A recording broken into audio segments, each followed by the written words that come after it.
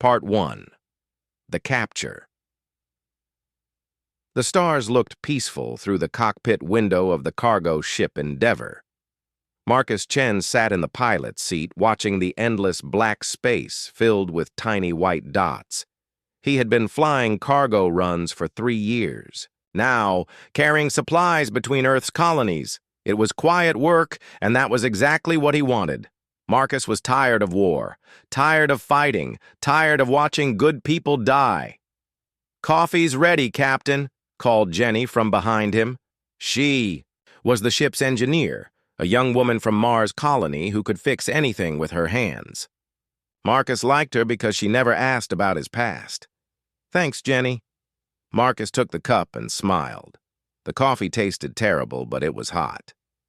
"How long until we reach Station 7? "About 6 hours, Jenny said. She looked out the window, too. "Space is so big. Sometimes I wonder if we're really alone out here." Marcus almost laughed. If only she knew. Humans were not alone in space, not even close. But most people on Earth and the colonies didn't know about the alien empires that ruled most of the galaxy. The government kept it secret. They said people weren't ready to know. Marcus knew because he used to be a soldier. Major Marcus Chen, Earth Colonial Marines. He had fought in the border wars against alien raiders. He had seen things that gave him nightmares. That's why he quit the military and became a freight pilot.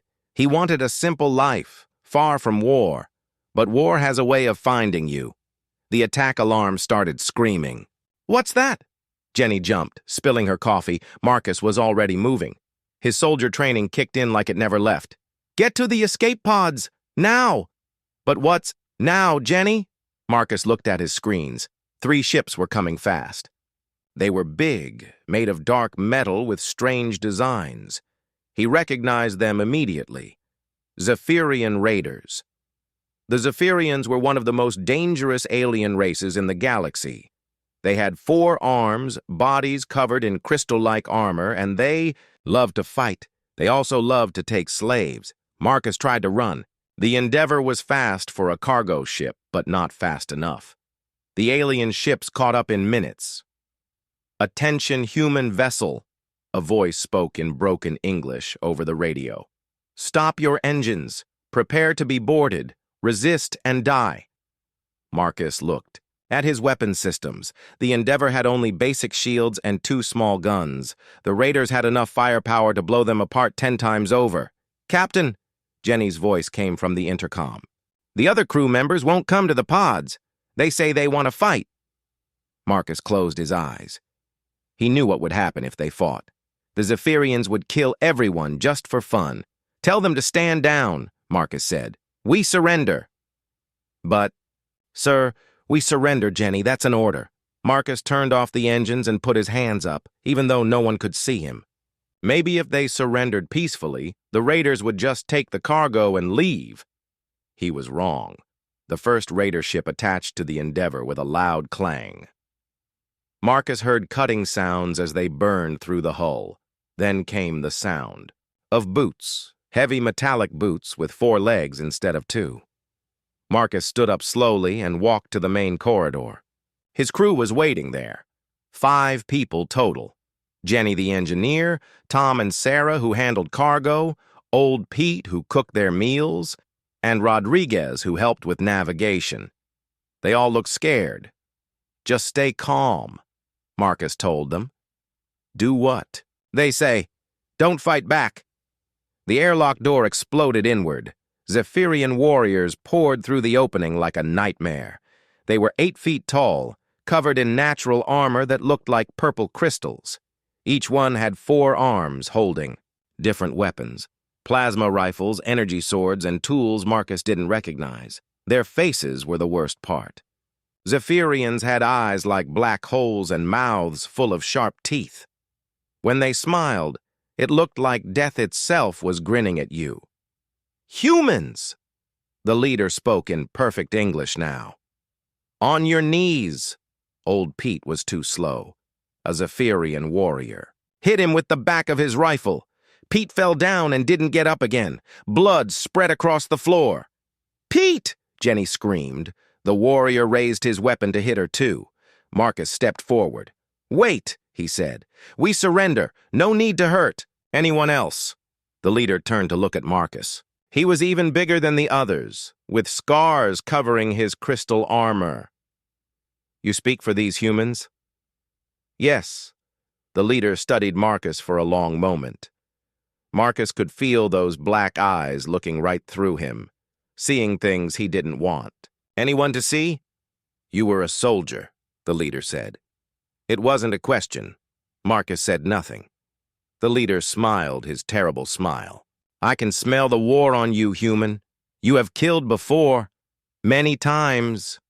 Still, Marcus said nothing.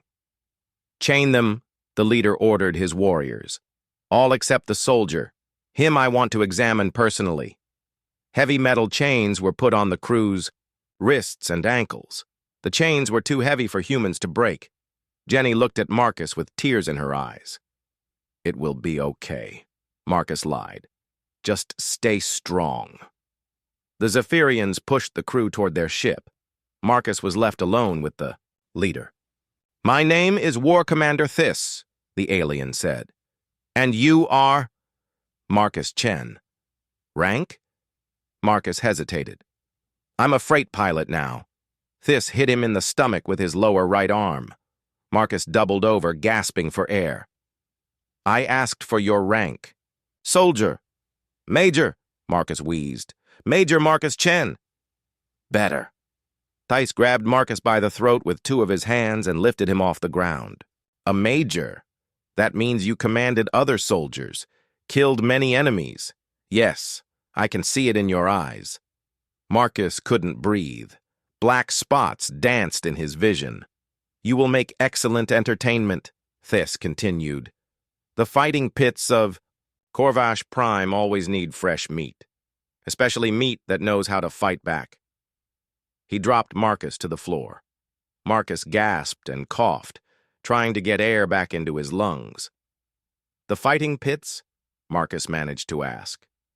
Oh yes, human. You are going to be a gladiator. You will fight other slaves for the amusement of your betters. If you are very good, you might live long enough to provide many hours of entertainment. Thys kicked Marcus in the ribs. And if you are very, very lucky, you might even get to face a real warrior in the arena, someone like War Mistress Xyloth. The name meant nothing to Marcus, but the way Thys said it made his blood run cold. She is the current arena master of Corvash Prime, undefeated in 300 battles. She particularly enjoys fighting humans. Thys leaned down close to Marcus's face. She likes to make them beg before she kills them. Two more Zephyrian warriors came and put chains on Marcus. The metal was cold and heavy. They dragged him to his feet and pushed him toward the raider ship. As they walked through the destroyed airlock, Marcus looked back at the Endeavor one last time. 3 years of peace were ending. 3 years of pretending he could escape his past. The raider ship was dark inside, lit only by red lights that hurt human eyes. The air smelled like metal and something else, something that reminded Marcus of death. They threw him into a cargo hold with his crew. The room was full of other humans, maybe 30 people total. They all wore the same chains. They all had the same look in their eyes, fear mixed with hopelessness. Captain, Jenny crawled over to him. Are you hurt? I'm fine, Marcus said, though his ribs felt broken. How's Pete? Dead, Rodriguez said quietly. They didn't even check, just left him there. Marcus closed his eyes. Another good person dead because of alien cruelty. Another name to add to the long list of people he had failed to protect. Where are they taking us? Tom asked. Marcus looked around at all the scared faces. These people deserved the truth, even if it would terrify them. A place called Corvash Prime, he said. They're going to make us fight in gladiator games. The silence that followed was worse than screaming would have been. Fight? Sarah whispered. But we're not soldiers. We don't know how to fight. Then you'll die quickly, said a voice from the shadows. An older human man crawled into the light. He was missing his left arm and had scars covering his face. "Name's Harrison," the man said. "Former captain of the merchant vessel Star Runner. Been in the pits for 2 years now." 2 years? Jenny's voice was very small. "Time moves different when you're fighting for your life every day," Harrison continued. "I've seen a lot of humans come and go. Most don't last a week." "How do you survive?" Marcus asked. Harrison looked at him carefully. "You're military." "Was. Good. That might keep you alive a little longer. As for how to survive..." Harrison shrugged. "Don't trust anyone except other humans. Learn to fight dirty, and never ever show weakness to the guards." The ship shuddered as it jumped to faster-than-light speed. Marcus felt his stomach drop as reality twisted around them. "How long until we reach Corvash Prime?" he asked. 3 months, Harrison said. "Theiss likes to take the slow route. Gives him time to break new slaves." As if summoned by his name, War Commander Thiss appeared at the entrance to the cargo hold. "Attention, meet," he called out. "You now belong to the Zephyrian Empire. Your old lives are over. Your old names don't matter. You exist only to die for our entertainment." He looked directly at Marcus. "Some of you might think you can escape. Some might think you can fight back. You are wrong, but please try anyway. I enjoy watching hope die in human eyes." Theiss left, and the cargo hold fell silent again. Marcus leaned back against the cold metal wall. 3 months to Corvash Prime. 3 months to figure out how to keep his people alive. He thought about War Mistress Xyloth, the undefeated. Part 2, The Pits. 3 months later, Marcus woke up to the sound of screaming. It was always screaming in the slave quarters beneath the Grand Coliseum of Corvash Prime. Sometimes it was humans fighting over food. Sometimes it was guards beating someone for fun. Today, it sounded like training. Marcus sat up on his thin sleeping mat and looked around the dark underground chamber. Hundreds of humans lived here in cages made of energy bars. The air was thick and smelled like sweat, fear, and worse things. "Another day in paradise," muttered Harrison from the cage next to his. Marcus had learned a lot from the old captain during their journey here. How to hide weakness from the guards, how to share food without getting caught, how to stay alive when everything wanted you dead. But most importantly, Harrison had taught him about the arena system. "The Zephyrians love their games," Harrison had explained during one of their quiet talks. "They have different types of fights: beast hunts, group battles, gladiator duels. But the most important thing to remember is this: they don't just want you to die, they want you to die with style." Now Marcus understood what that meant. He had survived his first month by keeping quiet and watching. The guards called him Slave, 2847. They didn't know he was a former major. They didn't know he spoke their language. They thought he was just another broken human. That was exactly what Marcus wanted them to think. "Chen," called Rodriguez from across the chamber. The navigator had gotten thinner during their time here, but he was still alive. That was something. "What is it?" "Jenny's not eating again." Marcus looked toward the women's section. Jenny sat in her cage staring at nothing, a bowl of gray food paste untouched beside her. She had been like this for weeks. "I'll talk to her," Marcus said. He walked carefully between the cages. The energy bars would burn any human who touched them. Marcus had learned that the hard way on his first day here. "Hey, Jenny," he said softly. "You need to eat." Jenny looked at him with empty eyes. "What's the point, Marcus? We're all going. To die here anyway?" "Maybe. But not today. And definitely not from hunger." "Tom died yesterday," she whispered. "They made him fight a Kranix beast hound. It tore him apart in front of everyone. The crowd cheered." Marcus felt anger rise in his chest. But he pushed it down. Anger would get them killed. "I know. I saw." "How can you be so calm?" Jenny's voice broke. "How can you just accept this?" Marcus knelt down next to her cage. "Because giving up means they win, and I'm not ready to let them win yet." "But we're slaves, Marcus. We're nothing to them." "No," Marcus said firmly. "We're humans, and humans don't stay down forever." Before Jenny could respond, the morning alarm sounded. All around the chamber, slaves began moving. Some were taken to work in the mines. Others cleaned the upper levels of the Colosseum. But some, like Marcus, were taken to training. "Slave 2847, a guard's voice boomed across the chamber. "Training pit now." Marcus stood up and walked toward the guard station. The Zephyrian guards wore black armor and carried shock sticks. They enjoyed using them. "Move faster, meat," Guard Captain Voss snarled as Marcus approached. Voss was smaller than most Zephyrians, which made him meaner. He had a special hatred for humans. Marcus said nothing and followed the other selected slaves down a long corridor. The training pits were below even the slave quarters, carved directly into the rock of Corvash Prime. The training pit was a circular room with sand on the floor and weapons racks along the walls. Old bloodstains covered everything. 20 humans stood in the center, all holding practice weapons. "Today we learn sword work," announced Trainer Kellex. Unlike the guards, Kellex was professional. He had been hired to keep the slaves alive, long enough to provide good entertainment. Kellex was also the only alien Marcus had met who didn't seem to hate humans. He just saw them as tools to be sharpened. "Pair up," Kellex ordered. "Practice the basic forms I taught you last week." Marcus found himself facing a young man named David. David had been captured from a mining colony and still had hope in his eyes. Marcus felt sorry for him. "Remember," Kellex called out as the training began, "the crowd wants to see skill, not just death. Learn to make your fights last longer. Give them a show and you might live to fight another day." Marcus began the basic sword forms, but his mind was elsewhere.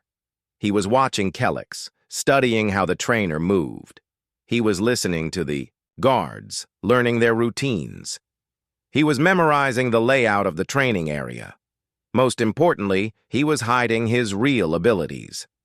Marcus had been a Marine officer for 10 years. He knew 17 different ways to kill someone with a sword. He could field strip a plasma rifle blindfolded. He had led assault teams against alien fortresses that were supposed to be impossible to take. But here, he pretended to be clumsy.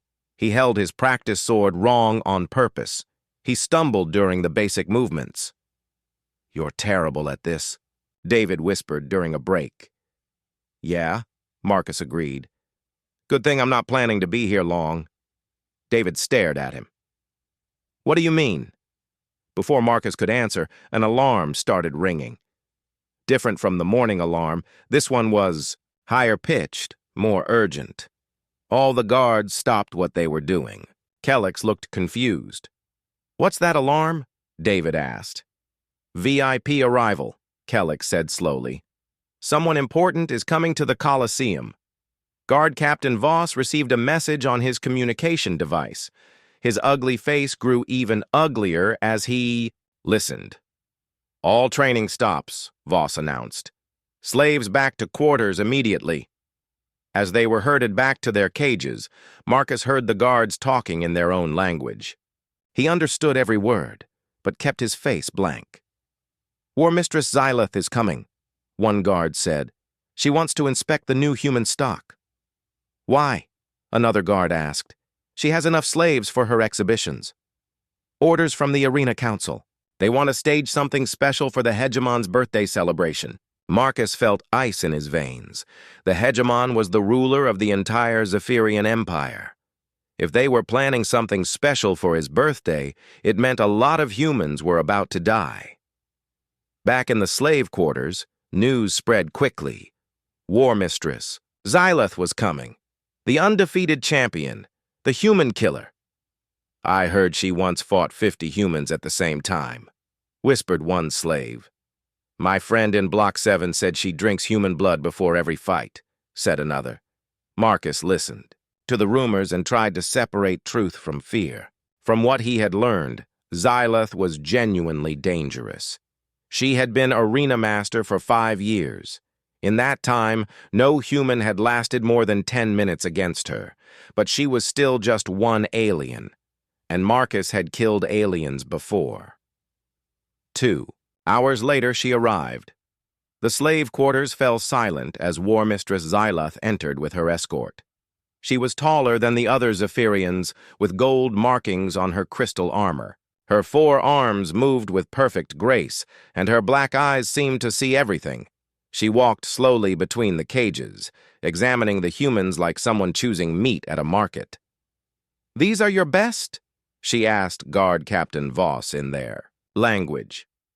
"Yes, War Mistress. We have been training them for months. They look weak, broken." She stopped in front of Jenny's cage. "This one doesn't even have the will to fight." "Perhaps you would prefer the military specimen?" Voss pointed. At Marcus, Xyloth turned to look at Marcus. Her eyes met his, and Marcus felt like she was looking into his soul. "Military?" she said, switching to English. "You were a soldier? Human?" Marcus stood up slowly.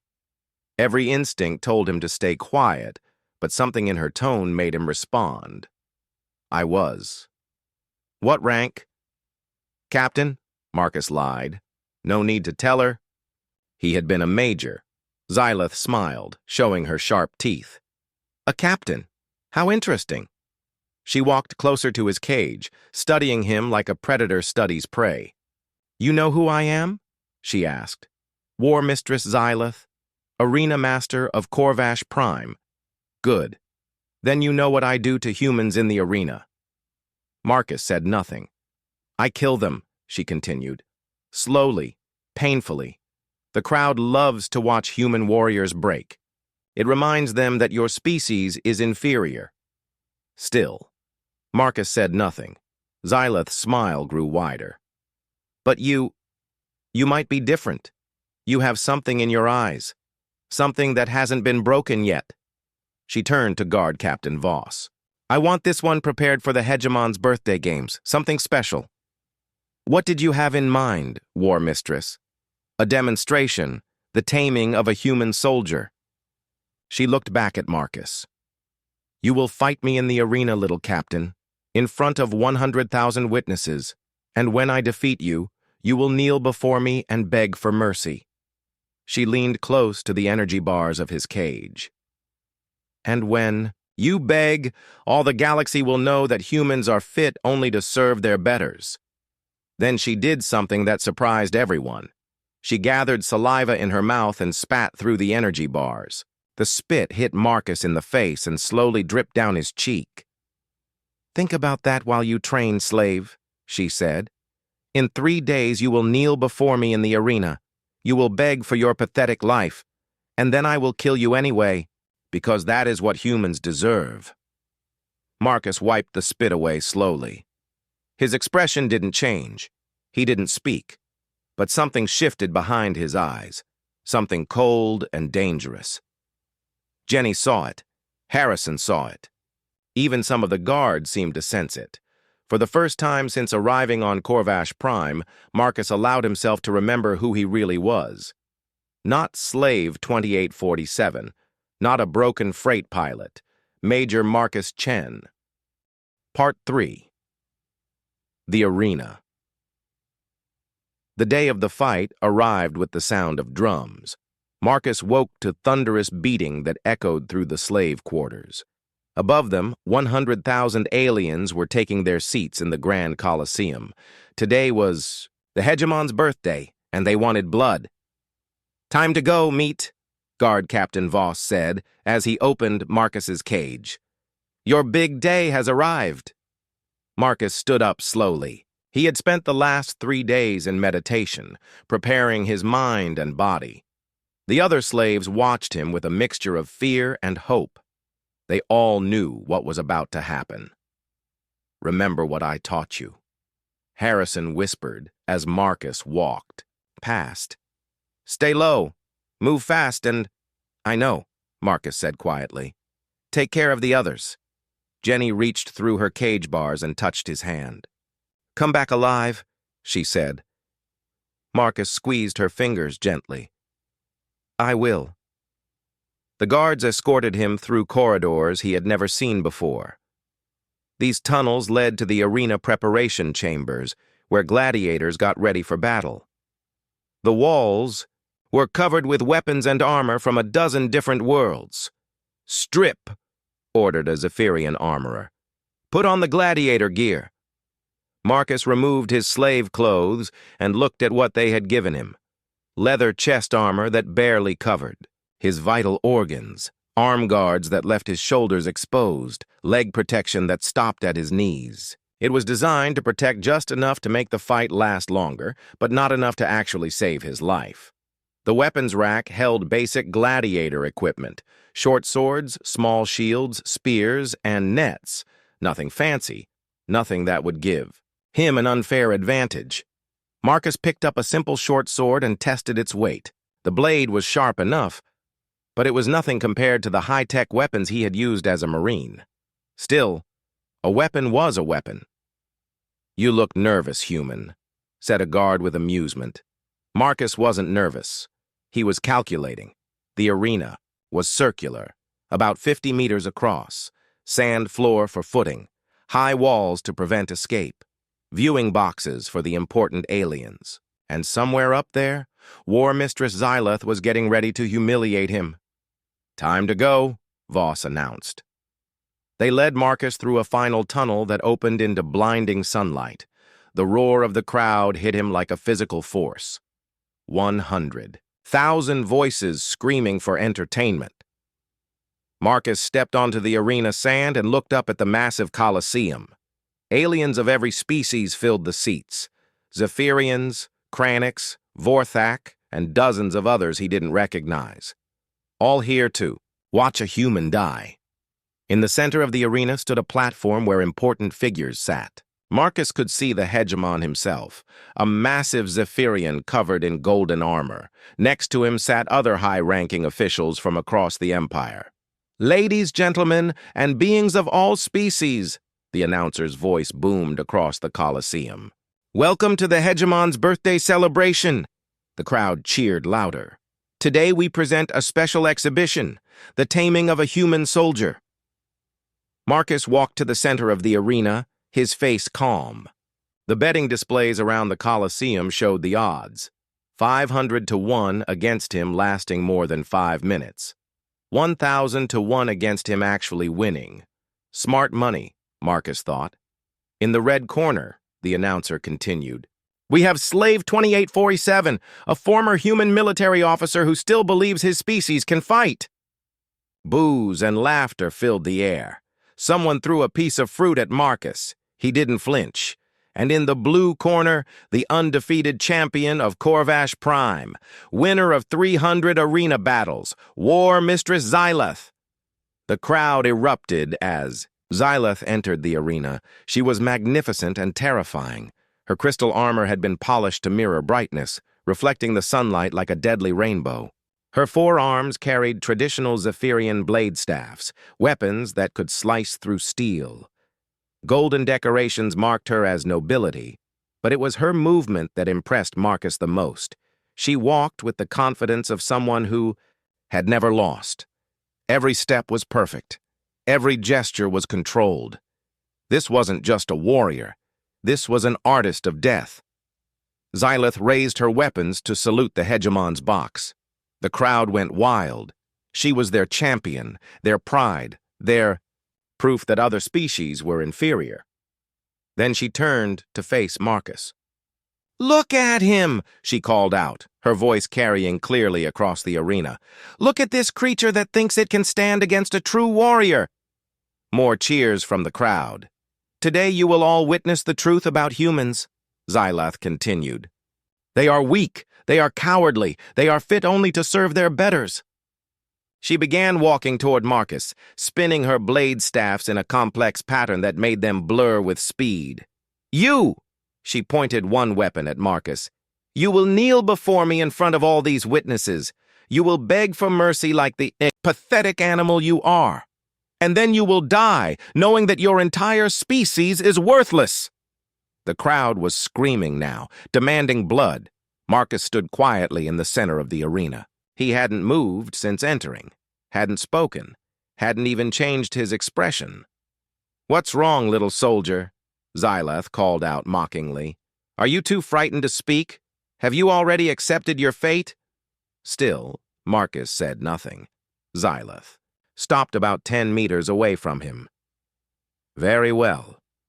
If you won't speak, you can scream instead."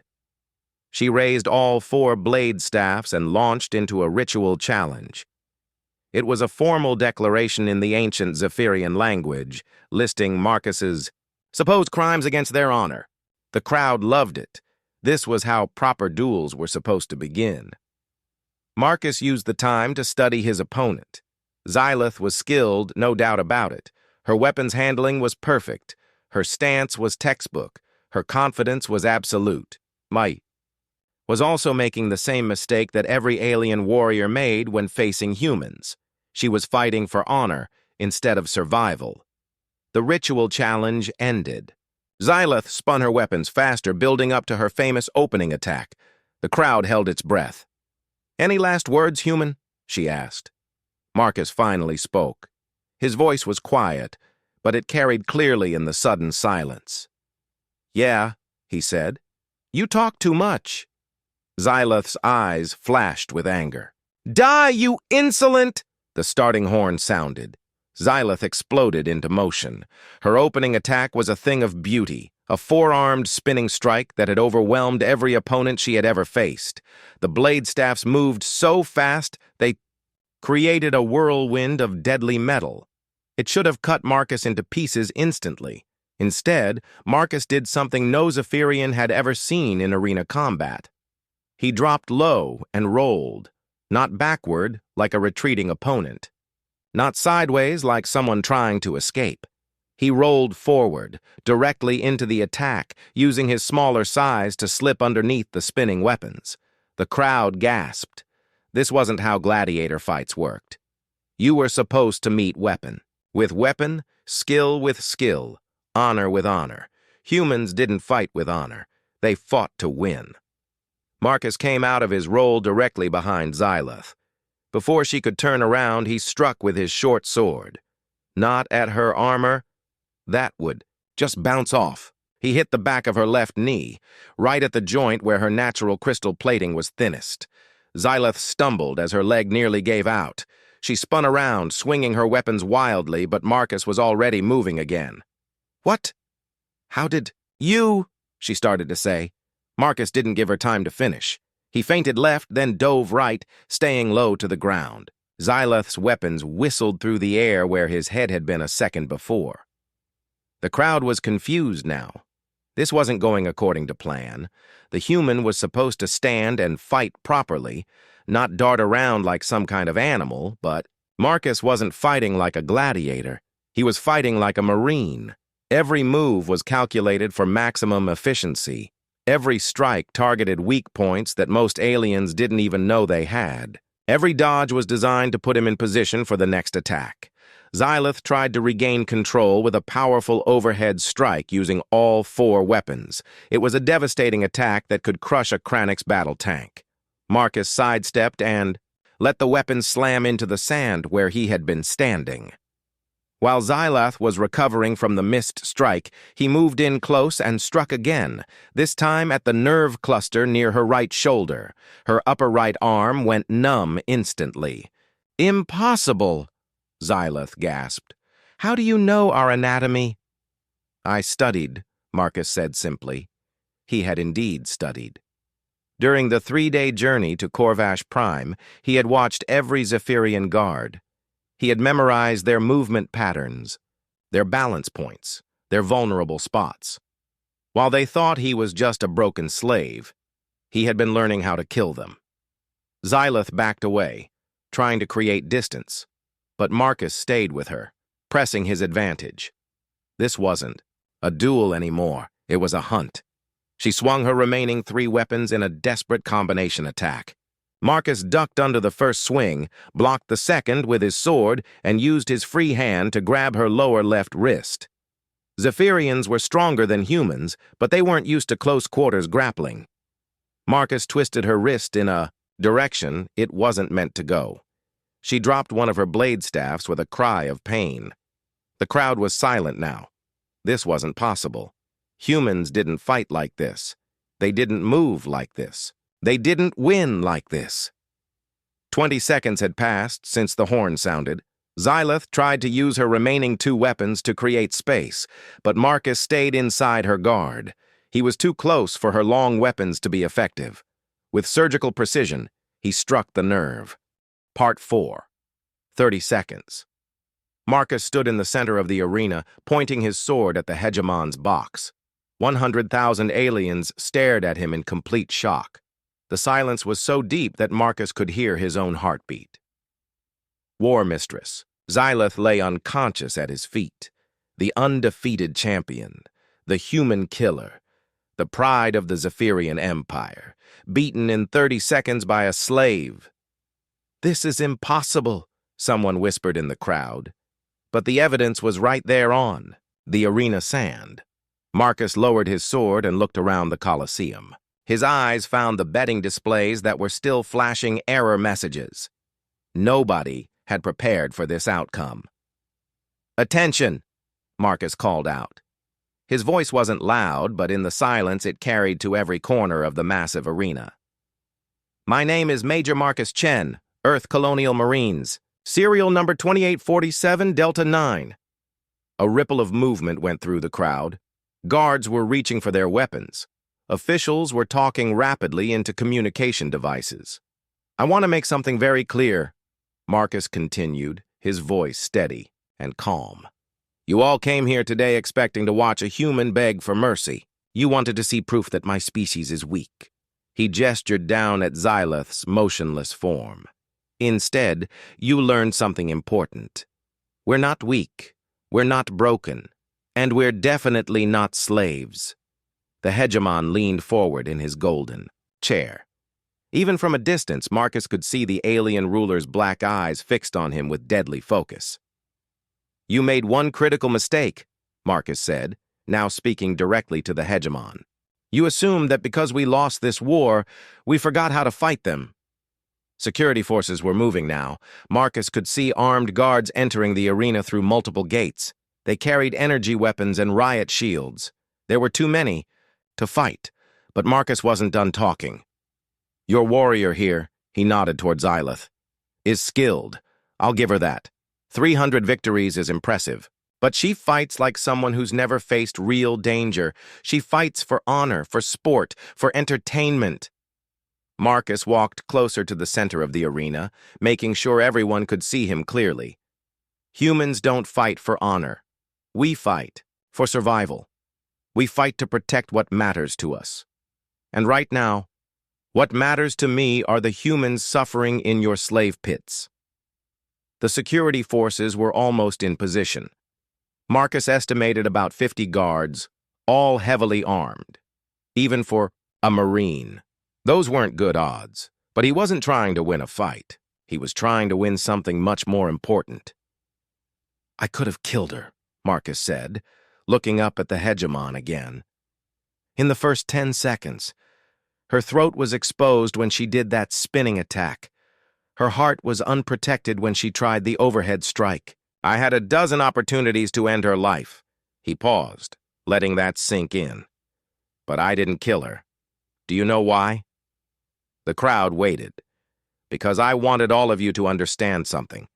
This wasn't luck. This wasn't a fluke.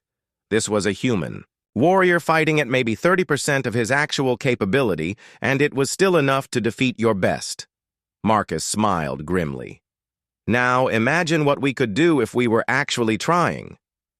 The first security guard reached the arena floor. Marcus raised his hands in surrender but kept talking. "So here's my proposal, hegemon.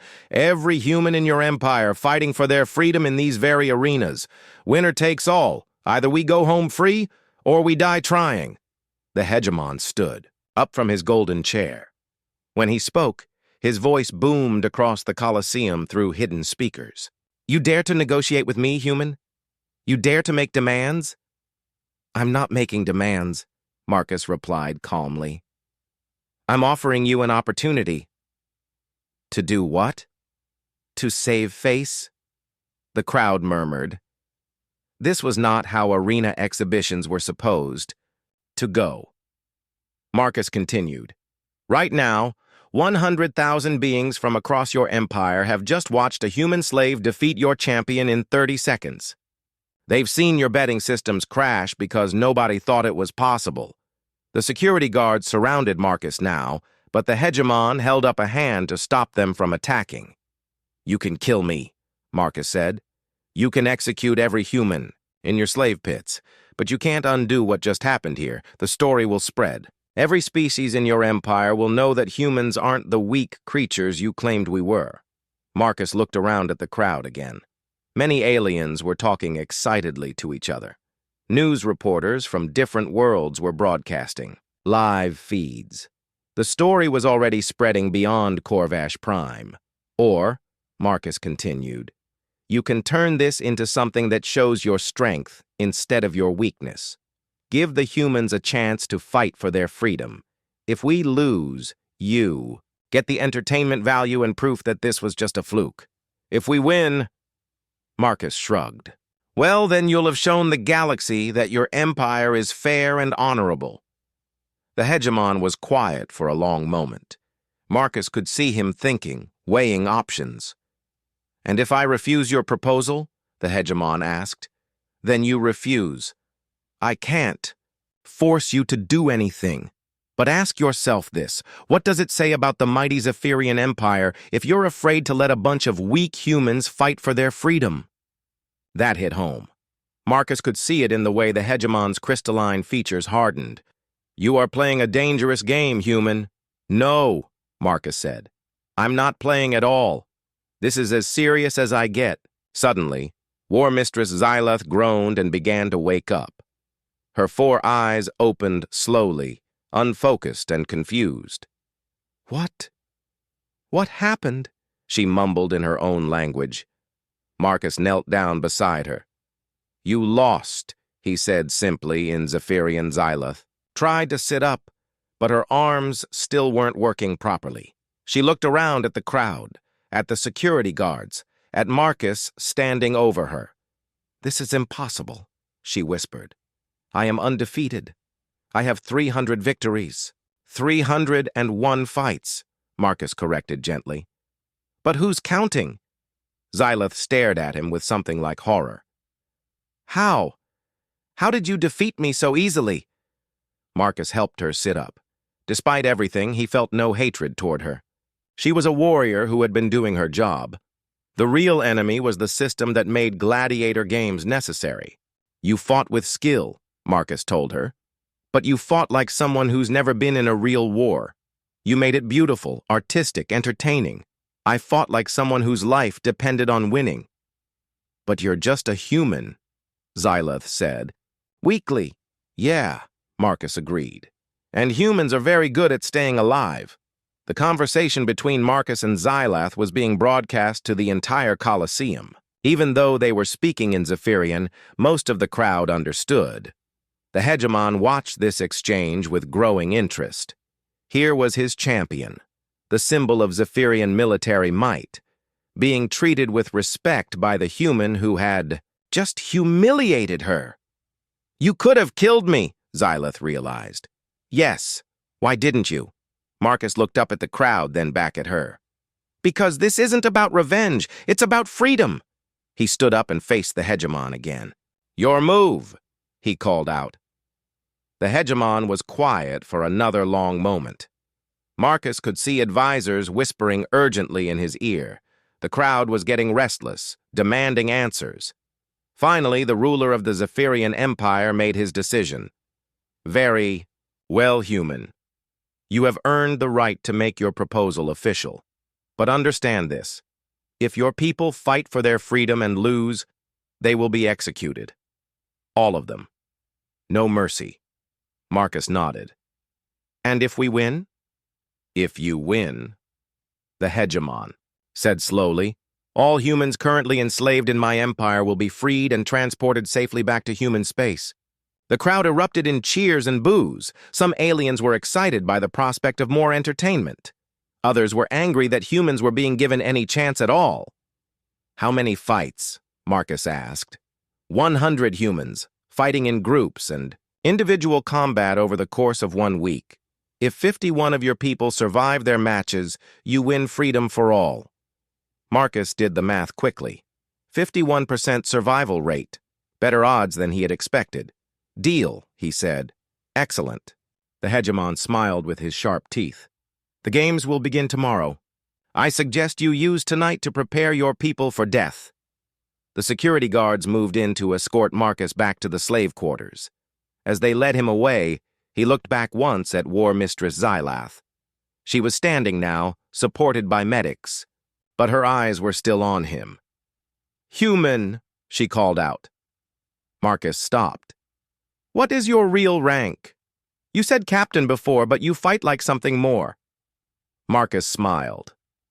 "Major, Earth Colonial Marines, 3rd Battalion, 2nd Regiment, and I've never lost a battle that mattered." As they took him back to the underground chambers, Marcus could hear the crowd still talking excitedly about what they had witnessed. News of the 32nd defeat was already spreading across the galaxy. In the slave quarters, hundreds of humans waited anxiously for his return.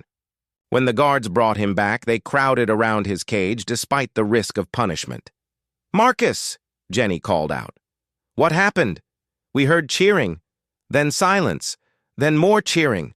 Marcus looked around at all the hopeful, frightened faces. These people had been through hell for months. They deserved the truth. "I beat her," he said simply. The chamber erupted in celebration before falling silent again as the full meaning sank in. "What happens now?" Harrison asked. Marcus sat down heavily on his sleeping mat. The adrenaline was wearing off, and he was starting to feel the weight of what he had just committed them all to. "Now we fight," he said. "All of us. For our freedom." Part 5. The Message. 7 days later, Marcus stood in the arena again, but this time he wasn't alone. 99 other humans stood with him in the center of the Grand Colosseum. Men and women from a dozen different worlds. Former soldiers, engineers, farmers, teachers, children. All that remained of the 200 humans who had started the week of trials. The arena sand was stained dark with blood, not all of it alien. Marcus looked up at the hegemon's box. The alien ruler sat forward in his golden chair, black eyes focused intently on the group below.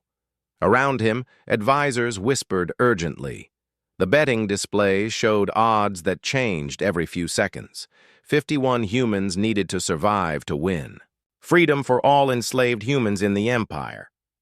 They had started with 200. Now they had 99. They had won. But the hegemon wasn't finished with them yet. "Attention!" The announcer's voice boomed across the Colosseum. "The final trial begins now. The remaining humans will face the ultimate challenge."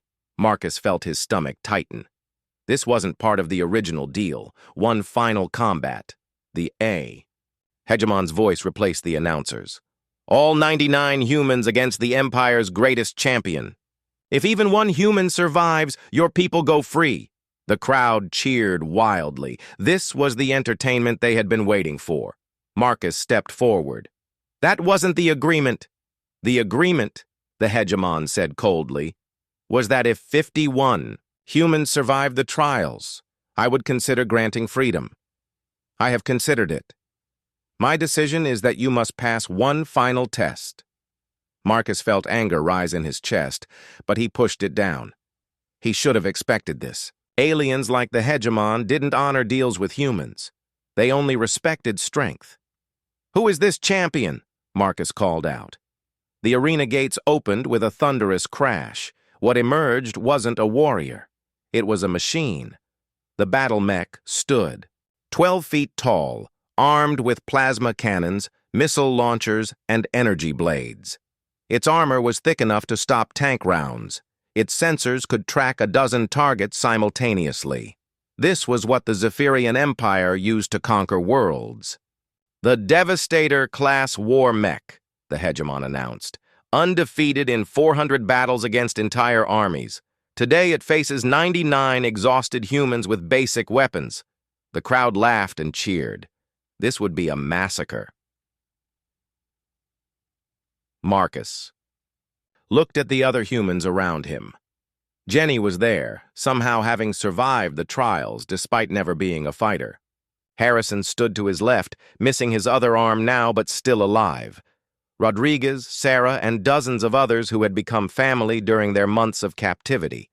They all looked at him with trust and hope. They believed he could save them.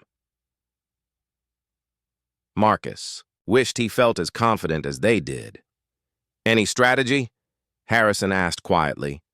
Marcus studied the war machine. It was powerful, but it was still just a machine. Machines had weaknesses. You just had to find them.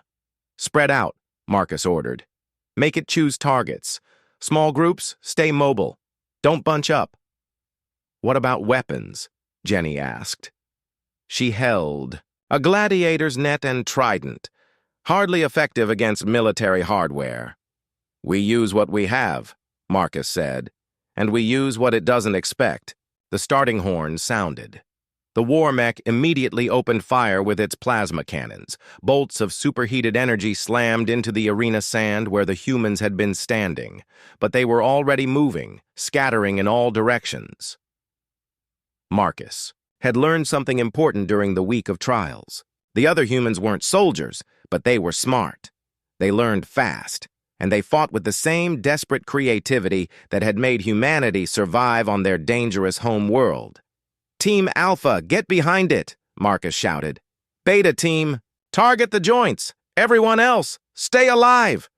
The humans moved like they had trained together for years instead of days. Jenny and 5 others used their nets to entangle the mech's left leg. Harrison led a group that attacked the knee joints with hammers and picks. Rodriguez's team threw sand and debris at the machine's sensors. It shouldn't have worked. A war mech was designed to fight armies, but armies fought like armies. Humans fought like humans. The mech spun to target Harrison's group, plasma cannons. Charging. Harrison dove aside, but 2 of his team weren't fast enough. The energy bolts turned them to ash instantly. 97 humans left. But while the mech was focused on Harrison, Jenny's team had wrapped cables around its ankle. When it tried to turn, the machine stumbled. Marcus saw his chance. He ran directly at the war mech's chest, where its main power core would be located. "Marcus, no!" Jenny screamed. The mech's energy blade swept down toward him. Marcus rolled aside, feeling the superheated metal pass inches from his face. The blade slammed into the arena sand, burying itself deep. While the machine tried to pull its weapon free, Marcus grabbed onto its torso and started climbing. The mech had been designed to fight enemies on the ground, not on its back. Its weapons couldn't target him while he was climbing up its chest. Marcus reached the machine's head and found what he was looking for: sensor arrays and communication systems. He started tearing them apart with his bare hands. The war mech spun wildly, trying to shake him off. But Marcus held on, ripping out cables and smashing delicate equipment. Suddenly, the machine's movements became erratic. Its targeting systems were failing. "Now!" Marcus shouted. "Hit the joints while it's confused!" The remaining humans swarmed, the disabled war mech. They used every trick Marcus had taught them during the trials. They attacked weak points, worked together, and never stopped moving. But the machine was still deadly. Its flailing weapons killed 3 more humans before they managed to topple it. 94 humans remained when the war mech finally crashed to the arena sand, sparking and smoking. The Colosseum fell silent. Marcus slid down from the destroyed machine and looked up at the hegemon's box. The alien ruler was staring at him with something like shock. "Well," Marcus called out, "do we pass your test?" The hegemon was quiet for a long moment. Around him, advisors were talking rapidly, pointing at displays showing battle analysis and crowd reaction. Finally, the ruler of the Zephyrian Empire stood up. "How?" he asked simply. How what? How did 94 primitives with basic weapons defeat a war machine that has conquered planets? Marcus smiled grimly. You want to know the secret of human warfare? The crowd leaned forward, listening. We don't fight fair, Marcus said. We don't fight for honor or glory or entertainment. We fight to win. And when our lives are on the line, when our people are threatened, there is no force in the universe more dangerous than a human who refuses to give up. He gestured to the other survivors around him. You called us slaves. You spit in our faces. You made us fight for your amusement, but you made one critical error. Marcus's voice carried clearly to every corner of the massive arena. You assumed that because we lost this war, we forgot who we are. But humans don't stay beaten. We adapt. We learn. We come back stronger. He looked directly at the hegemon. Today, 94 humans defeated your ultimate weapon. Tomorrow, millions of humans in your slave pits will remember what they saw here, and they'll start to remember who they used to be. The hegemon's crystalline features were unreadable. You have won your freedom. The agreement will be honored. The crowd's reaction was mixed. Some cheered for the entertainment value. Others seemed disturbed by what they had witnessed. But understand this, human, the hegemon continued. What happened here today changes nothing. Your species is still conquered. Your worlds are still under our control. Marcus nodded. Maybe. But you... Know what? I'm okay with that. Why? Because this fight wasn't really about winning freedom for a few hundred slaves. It was about sending a message. Marcus looked around the Colosseum, knowing that news cameras were broadcasting his words across the galaxy. Every human watching this broadcast in every slave pit and prison camp and conquered world now knows something important. We're not broken. We're not tamed. We're just choosing our moments. He paused, letting that sink in. And our moment is coming. The arena fell silent again. Even the hegemon seemed to understand the implications of what Marcus was saying. Guards, the alien ruler said quietly. Escort the humans to transport ships. Honor the agreement. As security, forces moved to collect them. Marcus looked around at his fellow survivors. They had done something impossible. They had reminded the galaxy what humans were capable of. Marcus, Jenny said as they walked toward the exit. What happens now? Now we go home, Marcus said, and we tell everyone what we learned here. Which is what? Marcus smiled for the first time in months. That the aliens made a mistake when they thought they could keep humanity down forever. 3 days later, Marcus stood on the observation deck of the transport ship Freedom, watching Earth grow larger in the view screen. Behind him, 93 other former slaves prepared for their return home. But Marcus wasn't thinking about rest or recovery. He was thinking about the message they were carrying. Across the galaxy, in slave pits and prison camps, humans had watched the broadcasts from Corvash Prime. They had seen War Mistress Xyloth defeated in 30 seconds. They had watched humans destroy a war mech with primitive weapons.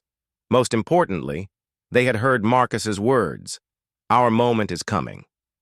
On a dozen worlds, in 100 prison facilities, humans were starting to remember who they used to be.